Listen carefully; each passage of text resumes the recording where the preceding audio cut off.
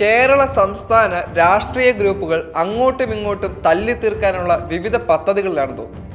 കോൺഗ്രസും കമ്മ്യൂണിസ്റ്റ് പാർട്ടിയും ഒരുമിച്ച് നിന്ന് തല്ലാനുള്ള പ്ലാനിലാണ്. എല്ലാവരുമല്ല, കുറച്ച് ആൾക്കാർ മാത്രം. അതിൻ്റെ കാര്യങ്ങളെല്ലാം കൃത്യമായിട്ട് നമ്മൾ സംസാരിച്ചതുമാണ്. വീണ്ടും വീണ്ടും തല്ലി തീർക്കാനുള്ള ഒരു പദ്ധതിയുമായിട്ടാണ് എം മണി സാർ രംഗത്ത് വരുന്നത്. അതേസമയം തിരിച്ചടിക്കാൻ കോൺഗ്രസുമുണ്ട്. എന്തൊക്കെയാണെങ്കിലും രണ്ട് പാർട്ടികളും എങ്ങനെ കേരളത്തെ തല്ലി തീർക്കാം എന്ന് പഠിപ്പിച്ചുകൊണ്ടിരിക്കുകയാണ്. കോൺഗ്രസിന്റെ നേതാവ് സുധാകരൻ പാർട്ടി ഓഫീസ് തകർക്കാനുള്ള വെല്ലുവിളികളുമായി പണ്ട് രംഗത്ത് വന്നിരുന്നു. ആ കാര്യം വീണ്ടും വീണ്ടും സംസാരിക്കുകയാണ്. കാരണം പാർട്ടി ഓഫീസ് തല്ലിപ്പൊളിക്കാനും അതോടൊപ്പം നേതാക്കൾക്ക് നല്ലൊരു പണി കൊടുക്കാനും അദ്ദേഹം രാഷ്ട്രീയ പ്രവർത്തകരോട് പറഞ്ഞു. അതേസമയം തന്നെ എം മണി സാറിന്റെ വാക്കുകളാണ് അതിലേറെ പ്രസിദ്ധമാകുന്നത്. രണ്ടുപേരും അങ്ങോട്ടും ഇങ്ങോട്ടും എങ്ങനെ തല്ലി തീർക്കാം എന്നുള്ളത് പഠിപ്പിച്ചു തരുവാണ്. അടിച്ചാൽ തിരിച്ചടിക്കണമെന്നും വീണ്ടും എം മണി പറയുന്നത്. തല്ലുകൊണ്ടിട്ട് വീട്ടിൽ പോകുന്നതല്ല നിലപാട്. അടിച്ചാൽ ഉണ്ടാകുന്ന കേസ് നല്ല വക്കീലിന് വെച്ച് അങ്ങ് വാദിക്കും. തല്ലണ്ടവരെ തല്ലി തന്നെയാണ് ഇവിടം വരെ എത്തിയത്.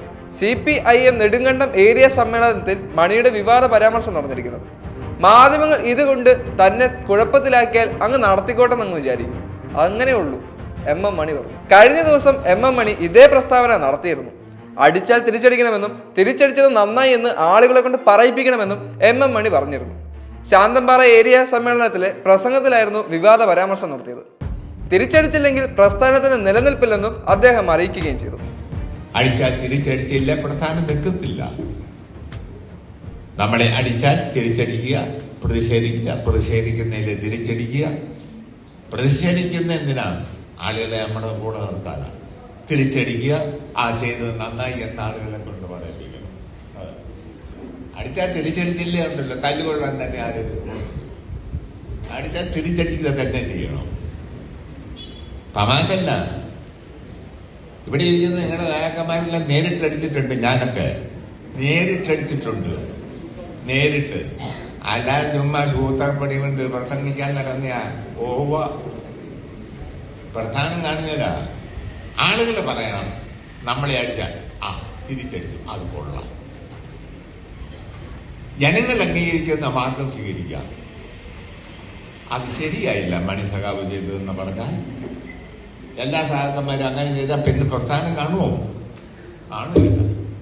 അടിച്ചാലും ജനങ്ങൾ കേൾക്കുമ്പം അത് വേണ്ടതായിരുന്നു പറഞ്ഞാൽ ശരിയാണ്. അത് ശരിയായില്ലെന്ന് പറഞ്ഞാൽ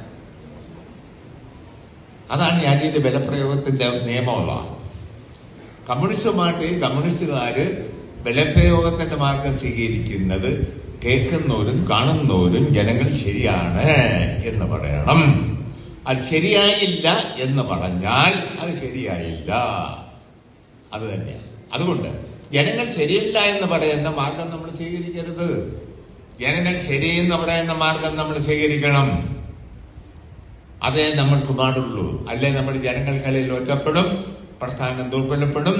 നമ്മുടെ കൂടെ നിൽക്കുന്ന ജനങ്ങൾ മറ്റു വഴികളിൽ നമ്മളിൽ നിന്ന് പിരിയും. ആ കാര്യത്തിൽ യാതൊരു സംശയവുമില്ല. നമ്മുടെ പല നേതാക്കന്മാരും വെടിവെച്ചും വെട്ടിയും കൊലപ്പെടുത്തിയിട്ടുണ്ട്. അവരെല്ലാം നമ്മൾ നേരിട്ടിട്ടുമുണ്ട്. എം മണി പ്രസംഗത്തിൽ പറഞ്ഞു. ജനങ്ങൾ അംഗീകരിക്കുന്ന മാർഗം സ്വീകരിക്കാം. തിരിച്ചടിച്ചാൽ ജനങ്ങൾ പറയണം അത് വേണ്ടതായിരുന്നുവെന്ന്. അത് ശരിയായില്ലെന്ന് പറഞ്ഞാൽ പോയി എന്ന് എം മണിയും പറയുന്നു. കമ്മ്യൂണിസ്റ്റ് പാർട്ടി ബലപ്രയോഗത്തിന്റെ മാർഗം സ്വീകരിക്കുന്നത് കാണുന്നവരും കേൾക്കുന്നവരും ശരിയാണെന്ന് പറയണം. ജനങ്ങൾ ശരിയല്ലെന്ന് പറയുന്ന മാർഗങ്ങൾ സ്വീകരിക്കരുത്. അല്ലെങ്കിൽ ജനങ്ങൾക്കിടയിൽ ഒറ്റപ്പെടുമെന്നും പ്രസ്ഥാനം ദുർബലമാകുമെന്നും എം മണി പറയുന്നുണ്ട്. എന്നാൽ കേരളത്തിൽ രാഷ്ട്രീയ ആക്രമണങ്ങൾ പലതും നടക്കുന്ന കാര്യങ്ങൾ നമുക്ക് വ്യക്തമായി അറിയാവുന്നതാണ്. കോളേജ് രാഷ്ട്രീയത്തിൽ വരെ വളരെ വലിയ പ്രശ്നങ്ങൾ ഉണ്ടാകുന്നത് നമ്മൾ ശ്രദ്ധയിൽപ്പെട്ടതുമാണ്. കഴിഞ്ഞ ദിവസമായിരുന്നു ഗവൺമെന്റ് ITയിൽ വിദ്യാർത്ഥികൾ തമ്മിലുണ്ടായ സംഘർഷത്തിൽ KSU നേതാവിന് വളരെ വലിയ അപകടങ്ങൾ ഉണ്ടായത്.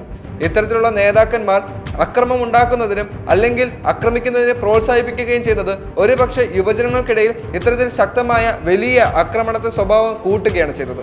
ആ ആക്രമണ സ്വഭാവം ഒരുപക്ഷെ മറ്റുള്ളവരുടെ ജീവൻ വരെ നശിപ്പിക്കാൻ കാരണമാകും. ഒരു വ്യക്തിയെ ഇല്ലാതാക്കിയാൽ, അതായത് അയാളുടെ ജീവിതം തന്നെ ഇല്ലാതാക്കിയാൽ അത് നല്ലതാണെന്ന് പറയുന്ന നേതാക്കന്മാർ ഒരിക്കലും കേരളത്തിൽ ഉണ്ടാകാൻ പാടില്ല. കാരണം അക്രമ രാഷ്ട്രീയത്തിന് പേരുകേട്ട ഒരു പ്രസ്ഥാനമാണ് ഇപ്പോൾ LDF എന്ന് പറയേണ്ടി വരും. ഒപ്പത്തിന് നിൽക്കാൻ കോൺഗ്രസുമുണ്ട്. കാരണം രണ്ട് പാർട്ടികളും ഇപ്പോൾ തമ്മിൽ തല്ല് രൂക്ഷമാവുകയാണ്. എല്ലാ പാർട്ടികളും ഈ ഒരു രീതിയിൽ തന്നെയാണ് മുന്നോട്ട് പോകുന്നത്. BJP അടക്കമുള്ള രാഷ്ട്രീയ പ്രസ്ഥാനങ്ങൾ അക്രമത്തെ വളർത്തിയെടുക്കുന്ന രീതി നമ്മൾ കണ്ടിട്ടുള്ളതുമാണ്. എന്നാൽ പരസ്യമായി ഇത്തരത്തിലുള്ള കാര്യങ്ങൾ പറയുമ്പോൾ അത് യുവജനങ്ങൾ ഏതൊക്കെ രീതിയിൽ എടുക്കുമെന്നുള്ളത് നമ്മൾ മനസ്സിലാക്കേണ്ടതാണ്. എന്നാൽ വ്യക്തമായ രാഷ്ട്രീയ ബോധമുള്ള യുവാക്കൾ ഒരിക്കലും ഇത്തരത്തിലുള്ള വാക്കുകൾ കേൾക്കാൻ പാടില്ല എന്നതാണ് യഥാർത്ഥ സത്യം. അല്ലെങ്കിൽ അക്രമ രാഷ്ട്രീയത്തെ പ്രോത്സാഹിപ്പിക്കുന്ന രാഷ്ട്രീയ നേതാക്കളെ ഇനിയും അംഗീകരിക്കാൻ പാടുള്ളതല്ല. കേരളത്തിൽ ഇത്തരത്തിൽ നിരവധിയായ പ്രഖ്യാപനങ്ങൾ നടത്തുന്ന മന്ത്രിമാരെയും അല്ലെങ്കിൽ രാഷ്ട്രീയ നേതാക്കളെ മനസ്സിലാക്കി അവരെ മാറ്റി നിർത്തേണ്ടത് അത്യാവശ്യമാണ്.